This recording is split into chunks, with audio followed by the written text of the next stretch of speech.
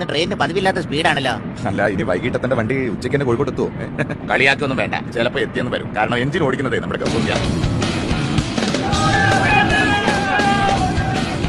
Sir എന്തായി കാണിക്കുന്നത്? Train പാളം തെറ്റി. എഞ്ചിൻ ഓടിക്കാൻ പഠിപ്പിക്കണ്ട സാറേ വണ്ടി ഒന്ന് റെയിലിൽ കയറ്റ്, അല്ലെങ്കിൽ എഞ്ചിൻ ഓഫ് ചെയ്യും. അതിന്റെ തൊള്ളയിൽ നമ്മൾ എന്തെങ്കിലും തിരിവും. ഇതിലും വലിയ എഞ്ചിനൊക്കെ ഈ ഗപ്പൂർ വെച്ചാണ്. സാർ എന്ത് തോന്നിയ സാർ കാണിക്കുന്നത്? നൂറുകണക്കിന് ആൾക്കാരുടെ ജീവന് സാർ സമാധാനം പറയണം. തീവണ്ടി റെയിലൂടെയല്ലേ ഓടിക്കേണ്ടത്? ഇങ്ങനെ കണ്ടോണ്ട് പറമ്പിലൂടെയാ? ഈ ട്രെയിൻ റെയിൽമ കൂടിയാണ് ഓടിക്കുന്നത് നമുക്കറിയാം. നമ്മളിങ്ങനെ അടിച്ച് മിന്നിച്ച് വരുമ്പോ ഒരുത്തരണ്ട് റെയിലിന്റെ മുകളിൽ നീണ്ടു പറഞ്ഞ് കിടക്കണ്. ആത്മഹത്യ ചെയ്യാൻ നമ്മൾ ട്രെയിൻ ഒന്ന് വെട്ടിച്ചു. ആദാപ്പണ്ടായത്.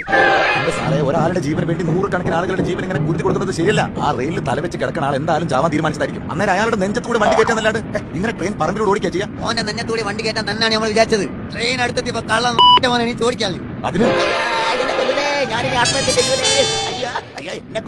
ഈ ഓന്റെ നഞ്ഞത്തൂടി വണ്ടി കയറ്റാണ്ട് ഈ ഗഫൂർ ട്രെയിൻ റെയിൽമ കയറ്റൂല. ഗഫൂറിനോടായി ഇന്ന് ട്രെയിനിന് പതിവില്ലാത്ത സ്പീഡാണല്ലോ. അല്ല, ഇനി വൈകിട്ടത്തെ വണ്ടി ഉച്ചയ്ക്ക് തന്നെ കോഴിക്കോട്ട് എത്തുമോ? കളിയാക്കൊന്നും വേണ്ട, ചിലപ്പോ എത്തിയെന്ന് വരും. കാരണം എഞ്ചിൻ ഓടിക്കുന്നതേ നമ്മുടെ ഗവൺമെന്റ്.